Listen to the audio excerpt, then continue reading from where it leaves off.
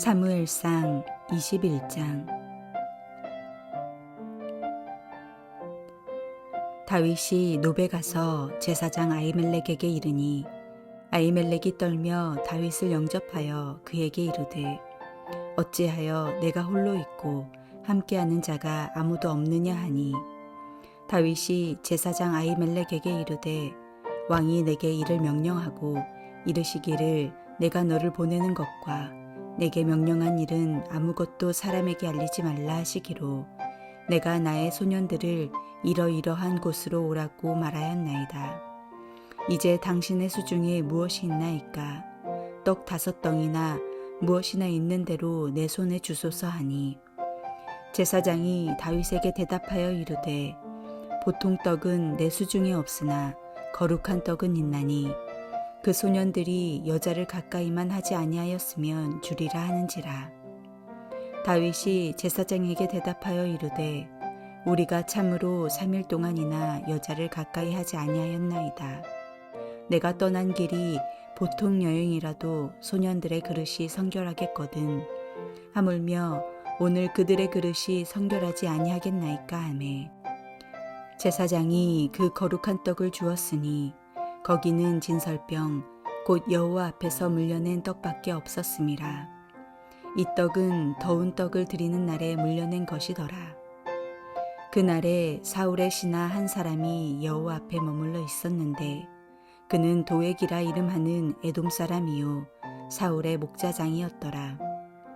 다윗이 아히멜렉에게 이르되 여기 당신의 수중에 창이나 칼이 없나이까? 왕의 일이 급함으로 내가 내 칼과 무기를 가지지 못하였나이다 하니 제사장이 이르되 내가 엘라 골짜기에서 죽인 블레셋 사람 골리앗의 칼이 보자기에 쌓여 에봇 뒤에 있으니 내가 그것을 가져가려거든 가지라. 여기는 그것밖에 다른 것이 없느니라 하는지라. 다윗이 이르되 그 같은 것이 또 없나니 내게 주소서 하더라. 그날에 다윗이 사울을 두려워하여 일어나 도망하여 가드왕 아기스에게로 가니 아기스의 신하들이 아기스에게 말하되 이는 그 땅의 왕 다윗이 아니니이까. 무리가 춤추며 이 사람의 일을 노래하여 이르되 사울이 죽인 자는 천천히요 다윗은 만만이로다 하지 아니하였나이까 한지라. 다윗이 이 말을 그의 마음에 두고 가드왕 아기스를 심히 두려워하여 그들 앞에서 그의 행동을 변하여 미친 채 하고 대문짝에 그적거리며 침을 수염에 흘리매 아기스가 그의 신하에게 이르되 너희도 보거니와 이 사람이 미치광이로다. 어찌하여 그를 내게로 데려왔느냐? 내게 미치광이가 부족하여서 너희가 이 자를 데려다가 내 앞에서 미친 짓을 하게 하느냐? 이 자가 어찌 내 집에 들어오겠느냐 하니라. 오늘 본문에서 우리는 두려움에 대한 생각을 하게 됩니다. 요나단과 헤어진 다윗은 제사장들의 성읍인 노브로 갑니다. 그곳에는 성소와 제사장이 있었습니다. 앞에서 다윗은 사울을 피해 선지자 사무엘에게 또 믿음의 벗인 요나단에게 피했었습니다. 이번에도 하나님을 의지하는 마음으로 성소와 제사장이 있는 노브로 피했던 것 같습니다. 사무엘을 통해서는 하나님의 보호하심을 경험했고 요나단을 통해서는 하나님이 함께 하실 것이라는 위로를 얻었기 때문에 이번에도 그는 하나님의 은혜를 기대했습니다. 하지만 노베에서 아히멜렉을 만난 다윗은 오히려 큰 두려움에 빠집니다. 우리는 하나님의 뜻에 합당히 살아가면 그 인생에 꽃길이 열릴 거라고 생각합니다. 하지만 예수를 믿는다고 해서 인생의 모든 길이 꽃길로 바뀌는 것은 아닙니다. 예수님께서는 우리에게 너희가 세상에서 환난을 당하나 담대하라 라고 말씀하신 것처럼 우리에게 환난은 끊이지 않습니다. 때로는 절체절명의 위기의 상황에 처할 수도 있습니다. 그럴 때 낙심하고 포기함으로 더욱더 깊은 수렁으로 빠지느냐 아니면 주 안에서 할 수 있다는 믿음과 하나님을 바라보는 집중력을 통해 위기를 극복하느냐가 중요한 것입니다. 참된 신앙의 증거는 그 삶 가운데 위기가 있나 없나가 아니라 그 위기 가운데 우리가 누구를 바라보고 있는지에 달려 있습니다. 오늘 말씀에 등장하는 다윗도 그랬습니다. 다윗도 커다란 위기 상황에 몰렸을 때 더욱더 억울한 것은 그가 무엇을 잘못해서 이런 위기를 만난 것이 아니었다는 것이었습니다. 즉 그는 이스라엘을 괴롭히는 블레셋의 골리앗을 무너뜨린 후에 그 나라의 영웅과 군대 장관이 되었습니다. 그것은 하나님이 기뻐하시는 일이었고 그의 헌신을 통해 나라는 더욱더 안정을 갖게 되었습니다. 그리고 군대 장관이 된 후에도 지혜롭고 충성스럽게 일해 나라와 백성을 잘 섬겼습니다. 또한 음악을 연주함으로 사울왕을 치료하기도 했습니다. 하지만 이런 그의 노력에도 불구하고 사울왕의 시기와 질투를 받고 한순간에 도망자 신세로 전락하게 되면서 죽어야 할 처지에 놓이게 되었습니다. 더욱 안타까운 것은 이러한 위기 상황 가운데 다윗은 그 믿음을 온전히 지키지 못하고 갈팡질팡 실수를 했다는 것입니다. 그로 인해 무고한 제사장들이 사울왕에 의하여 죽게 되었고 다윗도 적국인 블레셋의 왕 앞에서 미친 척하고 미치광이 취급을 받는 수치를 겪어야 했습니다. 물론 다윗이 겪었던 위기 상황이 우리에게도 있을 수 있습니다. 우리는 잘못하지 않았는데 하나님께서 우리를 연단하시고자 위기 상황에 몰아넣으실 때도 있습니다. 그럼 그러한 위기 상황 가운데 우리는 어떤 삶을 살아야 됩니까? 먼저 위기 상황 가운데 우리는 정직하게 우리의 삶을 돌아볼 수 있어야 합니다. 다윗은 위기 상황 가운데 진실하게 말하지 않았습니다.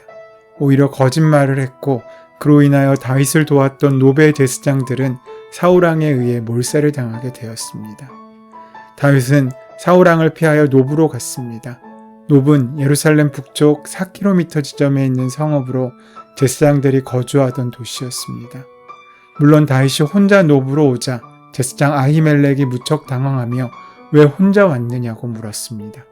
즉 나라의 영웅이면서 군대 장관이고 사울왕의 사위이기도 한 다윗이 혼자 다니는 것은 누가 보아도 이상한 일이었습니다. 여기서 다윗은 진실을 말하면 제사장 아히멜렉으로부터 도움을 받지 못할 것을 염려했습니다. 그래서 사울왕으로부터 특별한 작전을 명령받았기 때문에 지금은 혼자 있다고 거짓말을 했습니다. 그리고 아히멜렉으로부터 음식과 무기를 받게 되었습니다. 하지만 사무엘상 22장 말씀을 보시면 아히멜렉을 비롯한 노베 제사장들은 다윗을 도왔다는 이유로 사울왕으로부터 몰살을 당하게 되었습니다. 결국 다윗의 거짓말로 인하여 노베 제사장들은 죽임을 당하게 된 것입니다. 또한 그로 인하여 다윗은 무척이나 슬퍼하게 되었습니다. 이처럼 거짓말로 위기 상황이 해결될 수 없고 오히려 거짓은 더 큰 거짓으로 이어집니다. 상황이 좋아지는 것이 아니라 더 안 좋아집니다. 왜냐하면 거짓말은 하나님께서 기뻐하시지 않는 방법이고 사단이 사용하는 방법이기 때문입니다. 그러므로 자꾸 속이고 거짓말하는 상황은 더 안 좋은 상황을 이끌어낼 수밖에 없습니다. 사무엘상 19장에서 다윗은 사무엘에게 피했을 때에는 거짓말을 하지 않았습니다. 그래서 어떻게 되었습니까? 하나님께서 사울왕과 그가 보낸 신하들을 입신하게 하시기까지 다윗을 보호하셨습니다. 즉 우리가 위기 상황임에도 불구하고 정직하게 말하면 하나님께서 책임져 주시고 정상적인 방법이 안 되면 초자연적인 방법을 통해서라도 우리와 함께 하시고 보호하신다는 것입니다. 하지만 자꾸 인간적인 방법으로 거짓을 말하고 속이면 그 위기 상황을 하나님의 도우심으로 이겨낼 수도 없고 신앙적으로 전진할 수도 없습니다. 진실하고 정직하게 말하는 것은 하나님과의 관계에서 무척이나 중요합니다. 하나님 앞에서 거짓의 위선의 가면을 쓰면 안 되는 것입니다. 즉, 죄를 지었으면 죄를 지었다고 말하고 힘들면 힘들다고 말할 수 있어야 합니다. 그 마음이 우리를 회개의 자리로 이끌어가고 그 회개가 우리의 능력이 되어 하나님과의 더 큰 깊은 관계 가운데 나아갈 수 있게 만들어주는 것입니다. 그래서 시편 51편 10절에서 다윗은 회개 기도를 하면서 이렇게 기도했습니다. 하나님이시여 내 속에 정한 마음을 창조하시고 내 안에 정직한 영을 새롭게 하소서. 즉 죄를 지으면서 정직한 영을 잃어버렸으니 새롭게 해달라고 기도한 것입니다. 그러므로 우리 역시 위기 상황에서도 진실과 정직을 잃지 않고 진실하게 하나님 앞에 설 수 있는 믿음의 용기로 살아갈 수 있어야 됩니다. 그럴 때 하나님과의 온전한 관계가 회복되고 하나님의 도우심으로 위기가 오히려 기회가 되는 은혜의 역사를 만나고 누릴 수 있게 된다는 것입니다. 또한 위기 상황 가운데 우리가 할 수 있는 일은, 또 해야 하는 일은 하나님을 더욱더 의지하는 것입니다. 하지만 다윗은 위기 상황에서 하나님을 의지하기보다는 무기를 더 의지했습니다. 즉 다윗은 제사장 아히멜렉에게 가지고 있는 무기가 없느냐고 물었습니다. 다윗이 제사장 아히멜렉에게 골리앗이 쓰던 칼을 받아 가진 것은 예전의 믿음을 잃어버린 행동이었습니다.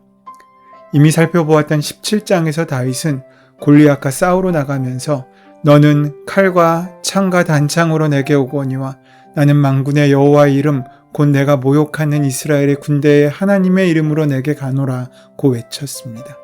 즉 그때에는 골리앗이 창과 칼을 의지하는 사람이었고 다윗은 하나님을 의지하는 사람이었습니다. 그렇지만 다급한 위기 상황에 몰리자 다윗은 골리앗처럼 무기를 의지하는 사람이 된 것입니다. 이미 그는 영적으로 심각한 문제가 있는 사람이 되어 있었습니다. 그럼 우리는 그러한 위기 상황 가운데 어떤 믿음을 가져야 합니까? 당연히 무기를 의지하는 것이 아니라 하나님을 의지하는 믿음을 가져야 합니다. 또한 하나님께서 나를 사랑하시니 내 인생을 책임져 주실 것이고 하나님께서 나의 목자가 되시니 나를 선하게 인도하실 것이라는 믿음을 가질 수 있어야 합니다. 하지만 다윗은 그러한 믿음을 잃어버렸습니다. 그는 이미 하나님을 의지하는 믿음이 아니었고 골리앗처럼 칼과 창을 의지하는 사람이 되어버린 것입니다. 우리가 하나님을 우선순위에서 놓지 않으면 분별력을 상실할 수 있습니다. 즉 중요한 것이 무엇인지 모르고 그저 달려들어 눈에 보이는 것을 붙잡고 살아가는 인생이 될 수 있다는 것입니다. 예수님께서는 사람이 재물과 하나님을 동시에 섬길 수 없다고 하셨습니다. 그러므로 물질을 사용하는 것을 보면 그 사람의 우선순위를 알 수 있는 것입니다. 물질은 단순히 물질만의 문제가 아니라 한 사람의 마음과 믿음의 문제입니다. 모든 것이 주인이 하나님이시라는 그 사실을 인정하는 것, 그것이 참된 믿음의 시작입니다. 하지만 그것은 쉽지 않습니다. 다윗 역시 그러했습니다. 다윗도 하나님 한 분만으로는 만족하는 믿음을 잃어버렸을 때 하나님보다는 골리앗의 칼을 더 의지하게 된 것입니다. 자신의 생각과 판단을 더 의지하게 된 것입니다. 그래서 결국 다윗은 적국인 블레셋으로 도망을 갑니다. 그러자 어떻게 됩니까? 오히려 그는 더 큰 위기를 만나게 되었습니다. 결국 다윗은 자신의 목숨을 유지하기 위해서 침을 수염에 흘리며 미친 척을 했고 미친 사람 취급을 받으며 쫓겨나게 되었습니다. 다윗이 있어야 할 땅은 이스라엘이었고 다윗은 사나 죽으나 이스라엘의 왕으로서 이스라엘을 이끌고 섬기는 일을 해야 했음에도 불구하고 위기 상황에 처하게 되자 하나님의 약속도 사명도 저버리고 자신의 생각에 가장 안전한 곳인 사울과 가장 멀리 떨어져 있는 블레셋으로 도망하게 되었습니다. 하지만 그 결과는 참담했습니다. 그는 자신이 있어야 할 자리를 지키지 못했기에 결국에 수치와 수모를 당하게 된 것입니다. 오늘 말씀에서 믿음의 용사 다윗은 위기 상황에서 많은 시행착오와 실수를 했습니다. 하지만 중요한 것은 그는 그 실수와 실패에 머물러 있지 않고 다시금 참된 믿음을 회복하게 된다는 것입니다. 아무리 힘들고 어려운 상황이 우리에게 닥친다고 할지라도 온전하신 하나님의 인도하심을 따라 믿음으로 승리하는 귀한 하루를 사시기를 주님의 이름으로 소원하고 축원합니다. 은혜의 주님, 우리가 어떤 상황에 있든지 때론 낙심하고 어둠 속으로 들어갈 때도 있지만 하나님의 선하심을 기억하고 하나님께서 기뻐하신 선택을 하며 살 수 있도록 역사하시고 함께하여 주시옵소서. 예수 그리스도의 이름으로 기도드립니다. 아멘.